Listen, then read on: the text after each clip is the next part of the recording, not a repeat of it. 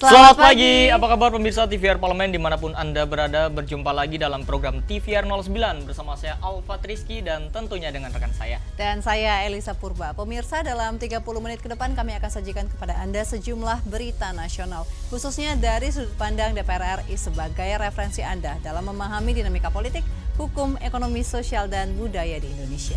Dan pemirsa TVR Parlemen, inilah TVR 09 selengkapnya.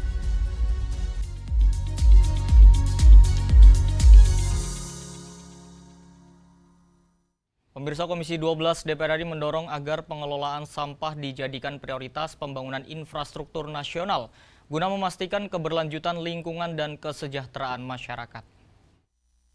Tingginya angka produksi sampah nasional yang mencapai 40 juta ton per tahun menjadi tantangan serius bagi pemerintah. Kurangnya infrastruktur pengelolaan sampah dan sistem open dumping dinilai memperburuk krisis lingkungan. Komisi 12 DPR RI mendorong agar pengelolaan sampah dijadikan prioritas pembangunan infrastruktur nasional guna memastikan keberlanjutan lingkungan dan kesejahteraan masyarakat. Wakil Ketua Komisi 12 DPR RI Sugeng Suparwoto menilai pengolahan sampah di Desa Nitikan, Yogyakarta layak dijadikan model nasional karena bisa mengolah sekitar 60 ton sampah per hari melalui pemilahan sampah organik dan anorganik. Akan tetapi, minimnya infrastruktur dan belum optimalnya peran off-taker masih menjadi kendala utama. Ia mendorong agar pengelolaan sampah menjadi bagian dari prioritas pembangunan infrastruktur. Sampah adalah menimbulkan polusi, baik polusi air, polusi tanah, dan juga polusi udara. Nah, inilah persoalan sampah akan terus-menerus kita kawal. Salah satu kelemahannya adalah ketersediaan infrastruktur untuk pengelolaan sampah dan off-taker dari produk-produk pengelolaan sampah. Bagaimana di recycling dan juga untuk menjadi energi. Sementara itu, anggota Komisi 12 DPR RI Sigit Karyawan Yunianto menyoroti aspek pembiayaan dalam operasional pengelolaan sampah. Meski secara ekonomi pengelolaan sampah merugi, namun manfaat sosial dan lingkungannya jauh lebih besar. Itu bisa bermanfaat untuk kebersihan, untuk melakukan sebuah daur ulang. Ya kalau dilihat dari profit ya kita nggak bakal untung itu, cuma sisi manfaatnya cukup banyak sekali. Dari Yogyakarta, Bari Ramadana, TVR Parlemen, melaporkan. Anggota Komisi 6 DPR RI Budi Kanang mengatakan pentingnya evaluasi terhadap struktur organisasi dan tata kelola BUMN Karya yang saat ini memiliki terlalu banyak anak perusahaan sehingga mengurangi efektivitas kinerja dan minim fungsi.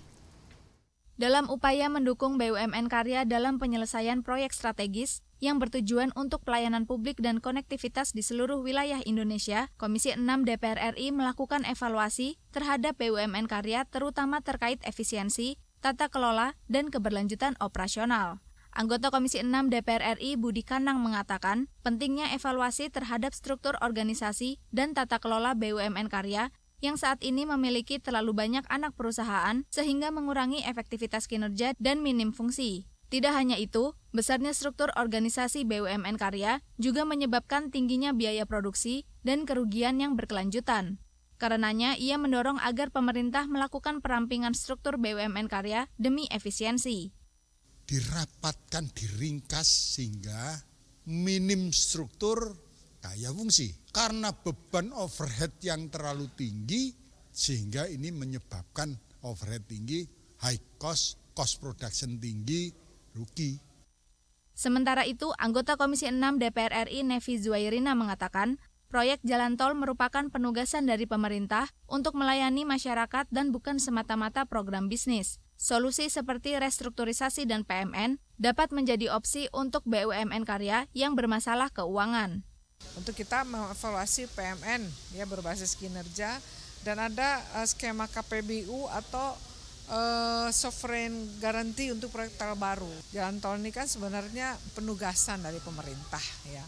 Artinya jangan sampai nanti BUMN Karya itu berhutang banyak karena penugasan dari pemerintah. Dari Jawa Timur, Rangga Wijaya, TVR Parlemen, melaporkan. Komisi 12 DPR RI mendesak Kementerian ESDM, SKK Migas, dan PGN untuk meningkatkan produksi gas dan memastikan pasokan terhadap industri strategis berjalan lancar. Dan informasi selengkapnya kami hadirkan usai jeda, tetaplah di TVR 09.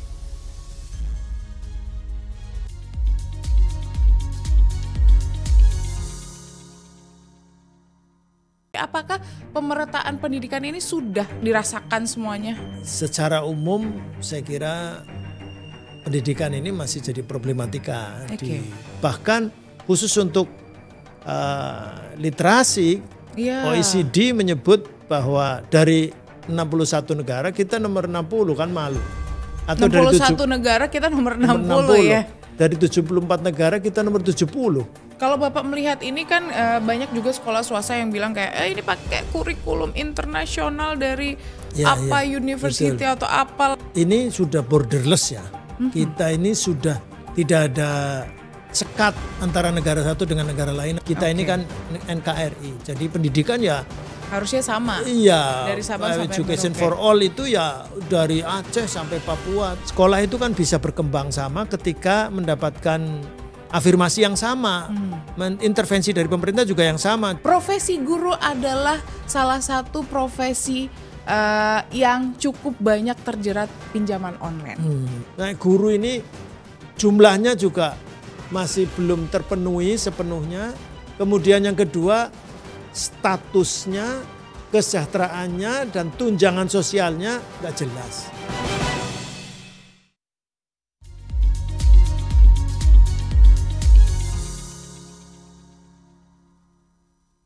Pemirsa, Wakil Ketua Komisi 12 DPR RI Putri Zulkifli Hasan menyoroti terjadinya perbedaan harga gas bumi untuk beberapa industri tertentu. Selain itu, realisasi penyaluran alokasi gas ke beberapa industri tidak sesuai target.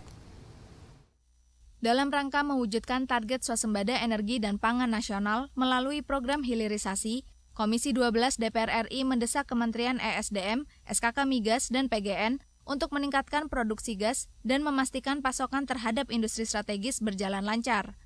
Diketahui Provinsi Jawa Timur menjadi wilayah strategis dalam produksi gas yang mencapai 14% dari angka nasional dengan beberapa titik lapangan gas yang secara aktif berproduksi, khususnya yang dikelola Pertamina EP Cepu. Wakil Ketua Komisi 12 DPR RI Putri Zulkifli Hasan menyoroti terjadinya perbedaan harga gas bumi untuk beberapa industri tertentu.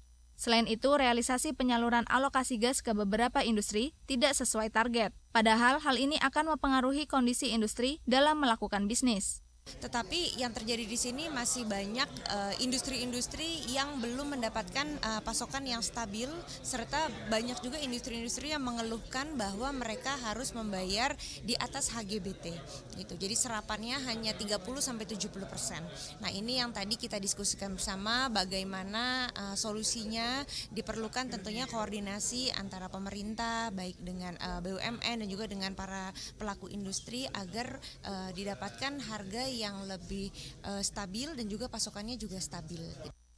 Lebih lanjut, Putri menilai Jawa Timur memiliki potensi besar dalam melakukan hilirisasi, khususnya pabrik metanol. Untuk itu, koordinasi antar stakeholder sangat diperlukan guna memastikan produksi dan pasokan gas dapat terpenuhi untuk industri strategis di Jawa Timur. Dari Surabaya, Hilman Hidayat, TVR Parlemen, melaporkan. Komisi 12 DPR RI menyoroti pentingnya regulasi yang berpihak pada masyarakat dan pelaku usaha. Hal ini dibahas dalam rapat dengar pendapat umum bersama para pakar kelistrikan dan Asosiasi Masyarakat Listrik Indonesia. Di tengah tantangan pemerataan listrik nasional, Komisi 12 DPR RI menegaskan dukungannya terhadap percepatan energi baru terbarukan dalam RUU Kelistrikan. Komisi 12 menyoroti pentingnya regulasi yang berpihak pada masyarakat dan pelaku usaha. Hal ini dibahas dalam rapat dengar pendapat umum bersama para pakar kelistrikan dan Asosiasi Masyarakat Listrik Indonesia. Presiden Prabowo Subianto ingin memastikan seluruh desa di Indonesia mendapatkan akses listrik yang merata, terutama di wilayah pedesaan yang belum teraliri listrik. RUU Kelistrikan diharapkan menjadi tonggak menuju masa depan energi nasional yang berkelanjutan dan merata melalui optimalisasi sumber daya alam Indonesia. Kami juga mendorong agar memberikan insentif ya para pelaku usaha swasta di bidang energi baru terbarukan, memberikan dukungan regulasi-regulasi agar manfaat ini bisa dirasakan, terutama di desa-desa yang belum teraliri listrik. Ini sangat penting karena jangan sampai ini melukai keadilan buat masyarakat kecil di desa-desa yang belum menikmati listrik. Pak Prabowo menekankan bagaimana kehadiran listrik ini bisa menyentuh kepada seluruh desa-desa di Indonesia dan mendukung bagi masyarakat yang tidak mampu untuk mendapatkan listrik. Komisi 12 DPR RI optimis dengan dukungan regulasi yang tepat dan keterlibatan semua pihak, Kementerian Energi, serta pemerataan listrik dapat terrealisasi. Julian, TVR Parlemen melaporkan.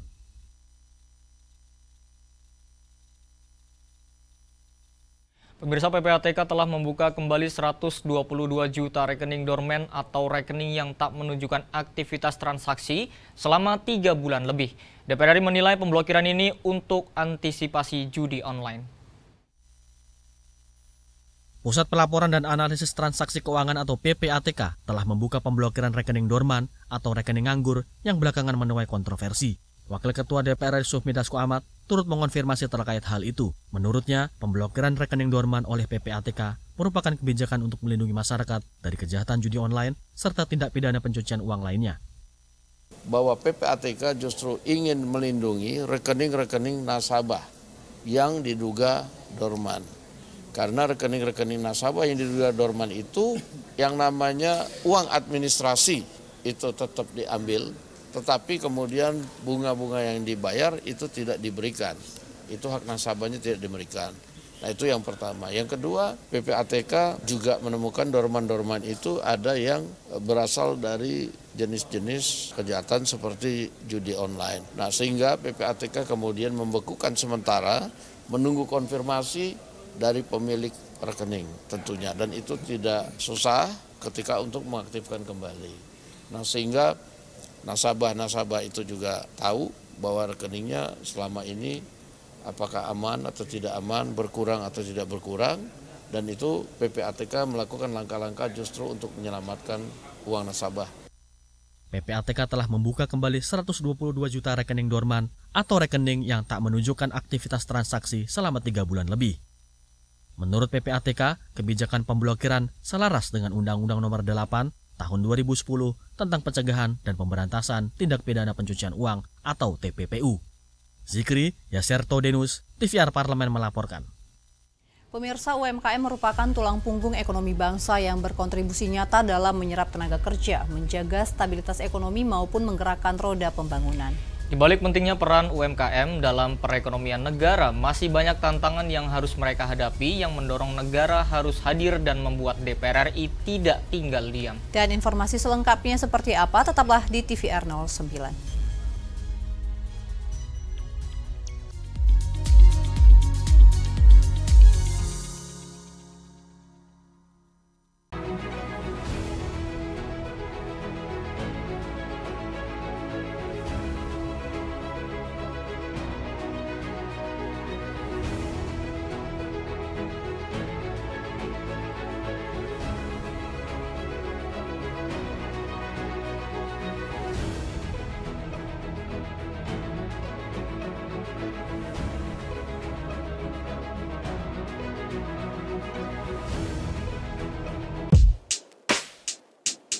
Kebetulan diajak teman untuk ketemu dengan Pak Ahok pada waktu itu.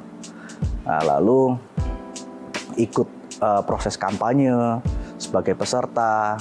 Jadi saya adalah bukti nyata toleransi di Indonesia. Buktinya Abraham yang triple minoritas, ya kan? Saya keturunan Cina, saya Katolik, dan saya masih muda, bisa jadi di dapil DKI. Berarti saya adalah bukti toleransi, dan sudah waktunya anak muda menunjukkan bahwa kita juga bisa. Boleh ceritain, kenapa? Ada apa itu? Ini mengenai The Massive. Kebetulan saya kenal baik dengan Rian The Massive. Kebetulan kemarin mereka pas ada tour keliling dunia. Kita boleh tahu koleksi mobil ada berapa? Koleksi mobil ya lumayan. Hanya di TVR Parlemen.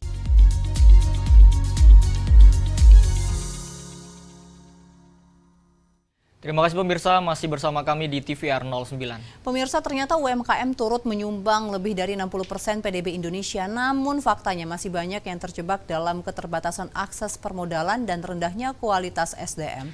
Tanpa dukungan yang nyata, mereka akan terus berada di titik yang sama, dan disinilah DPR RI mengambil peran strategis. Mulai dari kebijakan pembiayaan yang inklusif hingga program peningkatan kualitas SDM yang tepat sasaran, DPR RI tentunya hadir bekerja dan berpihak untuk UMKM yang lebih kuat, mandiri, dan berdaya saing. Pemirsa, simak liputan mendalam yang telah dikemas oleh tim redaksi TVR Parlemen dalam segmen Editorial Parlemen berikut ini.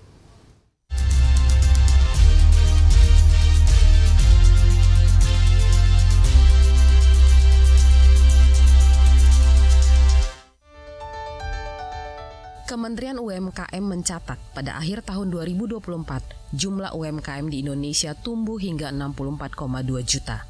Banyaknya pelaku UMKM di tanah air diperkirakan memiliki potensi bisnis mencapai 2.194 triliun rupiah pada 2025. Keberadaan UMKM sangat berperan terhadap perekonomian Indonesia. Sektor UMKM menyumbang kontribusi hingga 60% terhadap produk domestik bruto nasional dan mampu menyerap tenaga kerja lebih dari 90%. Meski begitu, banyak UMKM masih berada pada kategori usaha mikro dengan 68% diantaranya memiliki omset tahunan di bawah 50 juta rupiah dan 31% usaha mikro memiliki laba bersih masih di bawah 1 juta rupiah per bulannya. Melambatnya pertumbuhan ekonomi dunia, resiko geopolitik, dan perang dagang berpengaruh pada UMKM Indonesia. Selain penurunan daya beli masyarakat, akses pembiayaan seperti kredit usaha rakyat atau KUR juga membatasi kesempatan UMKM berkembang dan naik kelas. Rendahnya akses pembiayaan bagi pelaku UMKM menjadi sorotan anggota DPR RI. Salah satunya di Kota Sorong, Papua Barat Daya. Dari 21.000 pelaku UMKM yang mendapat akses pembiayaan KUR masih di bawah 20%. Daerah otonom baru seperti Papua Barat Daya membutuhkan perhatian yang lebih dalam mengembangkan perekonomian daerahnya, termasuk UMKM, agar tidak semakin tertinggal dengan wilayah lainnya. Pemerintah daerah perlu menjalin sinergi dengan BUMN perbankan untuk memberikan stimulan dan relaksasi kredit bagi pelaku UMKM. Penguatan ekonomi rakyat melalui UMKM merupakan salah satu upaya yang harus diperkuat. Di sisi lain, BUMN perbankan seharusnya hadir lebih kuat di wilayah Papua untuk menyalurkan KUR lebih luas, terutama bagi masyarakat di pedesaan yang sulit dijangkau dan belum terlayani perbankan. Selain penyederhanaan prosedur, edukasi keuangan, dan pembinaan kepada pelaku UMKM di seluruh wilayah Papua harus dilakukan secara kontinu oleh BUMN perbankan. Masyarakat yang ingin menjalankan UMKM tidak hanya memiliki kemudahan mengakses kredit, tapi juga memiliki kemampuan mengelola UMKM secara produktif dan terus berkembang.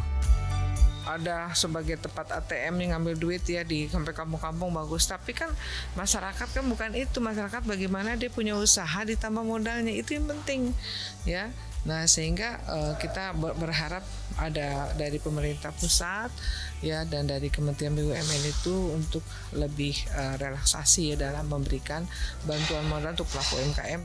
Mari kita secara bersama-sama untuk datang melihat langsung apa yang bisa dibangun bersama di tempat ini.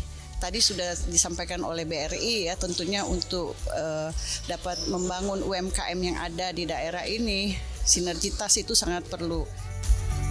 Belum meratanya kuantitas dan kualitas UMKM di daerah dinilai berdampak pada pengembangan pariwisata daerah. Peningkatan kualitas pelaku UMKM dan pengelolaan UMKM daerah perlu dilakukan pemerintah daerah. Pengelolaan UMKM yang semakin baik membutuhkan pelatihan dan sertifikasi bagi para pelaku UMKM itu sendiri.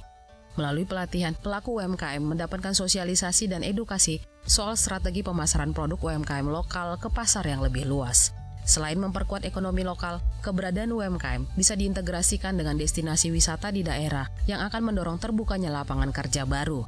Hal itu tentunya akan berdampak pada kesejahteraan masyarakat sekitarnya. Dengan dukungan kualitas SDM dan pengelolaan yang baik, diikuti akses pembiayaan yang mudah dijangkau, akan mendukung UMKM terus berkembang dan menjadi pilar utama penggerak ekonomi daerah dan nasional yang inklusif dan berkelanjutan. Berkolaborasi langsung dengan pemerintah pusat untuk bagaimana agar UMKM yang ada di sini tuh makin profesional dan juga makin baik pengelolaannya. Tadi termasuk misalnya untuk packagingnya tadi, itu kan juga jadi problem. Jadi bagaimana kita mendidik mereka untuk supaya produk mereka itu bisa memiliki daya tarik tersendiri, terutama dari sisi tempat untuk packagingnya, sehingga orang kalau dijual di pasaran itu menjadi sesuatu yang sangat menarik dan berharga. Pelatihan-pelatihan seperti itu menjadi hal yang sangat urgent dan penting. Jangan sampai produknya sebetulnya memiliki kualitas yang baik dan bermutu tinggi dan enak misalnya seperti itu, tetapi karena packagingnya, karena bungkusnya tidak baik, maka harganya menjadi turun.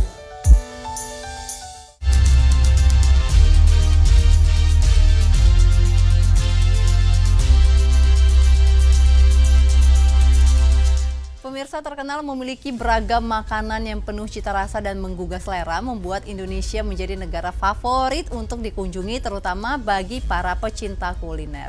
Keanekaragaman bahan dan rempah-rempah yang ada membuat makanan di setiap daerah memiliki cita rasa yang khas nih, Elisa. Betul sekali, dan tentu bagaimana dan juga seperti apa kuliner Indonesia yang diakui dunia. Jangan kemana-mana, usai jeda kami hadirkan, tetaplah di TVR 09.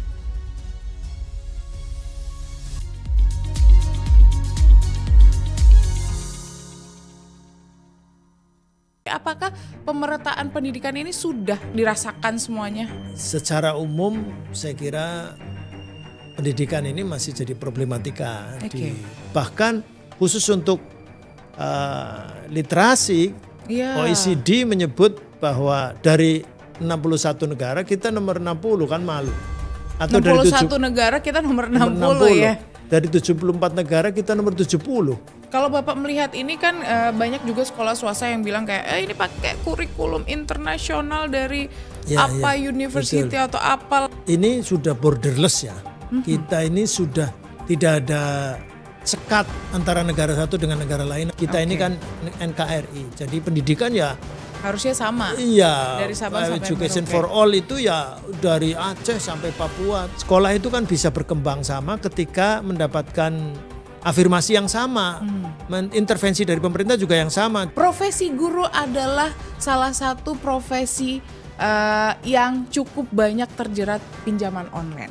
Nah, guru ini jumlahnya juga masih belum terpenuhi sepenuhnya. Kemudian yang kedua, statusnya, kesejahteraannya, dan tunjangan sosialnya nggak jelas. Sekarang kamu bisa menyaksikan program-program TVR Parlemen di First Media, channel 18 ya.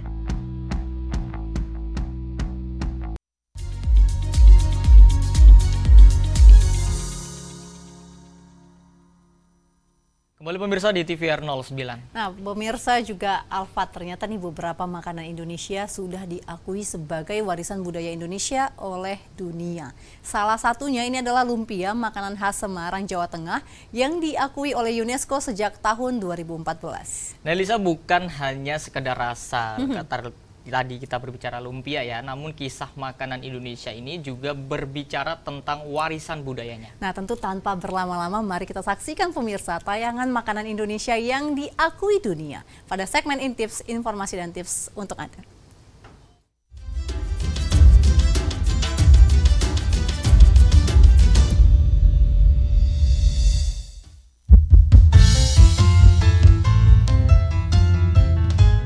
Makanan Indonesia bukan hanya sekedar hidangan, tetapi juga sebuah petualangan rasa yang telah menggoyangkan lidah orang-orang di seluruh penjuru dunia. Dari nasi goreng yang kaya rempah hingga rendang yang meriah, kuliner Indonesia telah menemukan tempat istimewa di hati pecinta makanan global.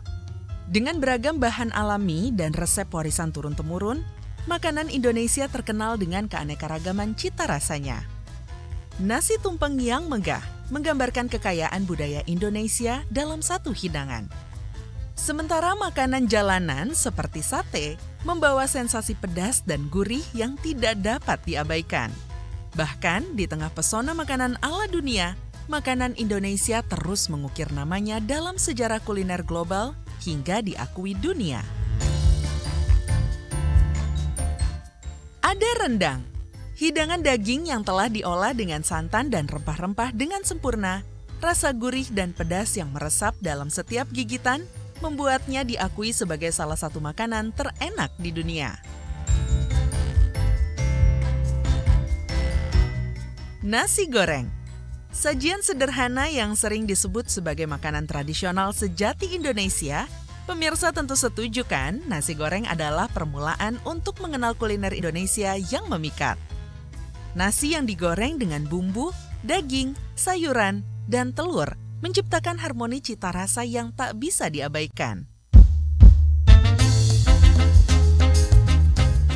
Sekarang mari kita bahas tempe. Sepotong ajaib yang terbuat dari kedelai fermentasi terlihat familiar di hidangan makanan kita sehari-hari. Namun sudah diakui UNESCO dan harganya mahal loh di luar negeri. Rasanya yang gurih dan kaya protein dapat diolah jadi hidangan yang sehat dan nikmat. Dan yang terakhir ada lumpia. Makanan khas Semarang, Jawa Tengah ini diakui sebagai warisan budaya Indonesia oleh UNESCO sejak 2014. Gulungan tipis berisi varian sayur, digoreng garing, dan dipadukan dengan saus yang khas.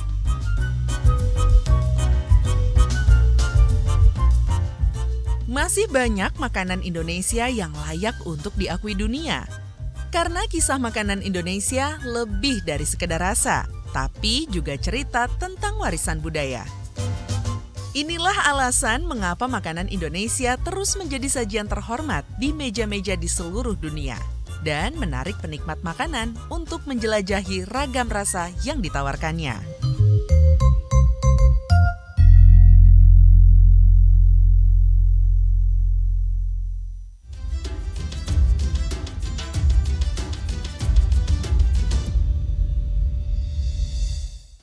Gimana Elisa, bersyukur nggak kita sebagai warga negara Indonesia selain kaya akan wisatanya juga kaya akan kulinernya? Tentu, ini menjadikan kita salah satu motivasi juga untuk berkeliling Indonesia tentunya pemirsa untuk mencoba makanan khas dari setiap daerah. Dan setiap daerah pasti punya ciri khas makanannya sendiri-sendiri. Betul. Dan pemirsa, informasi tadi sekaligus menutup jumpa pagi ini. Di penghujung acara kami informasikan kepada Anda bahwa saat ini DPR RI sedang memasuki masa reses di mana seluruh anggota Dewan kembali ke daerah pemilihannya masing-masing untuk melaksanakan fungsi representasi DPR menyerap dan menindaklanjuti dan memberikan pertanggungjawaban kepada konstituen di daerah pemilihannya. Juga sejumlah agenda serta program DPR RI lainnya dapat Anda saksikan secara langsung pemirsa. Anda dapat mengaksesnya di YouTube kami maupun di website kami dapat Anda akses di tvrparlemen.dpr.go.id. Dan pemirsa TVR Parlemen, demikian TVR 09 edisi pagi ini. Kami segenap kru TVR Parlemen yang bertugas mengucapkan terima kasih telah menyaksikan TVR 09 pagi ini. Saya Alfat Rizky dan juga rekan saya. Dan saya Elisa Purba. Sampai bertemu kembali di TVR 09 selanjutnya. TVR Parlemen, referensi Indonesia.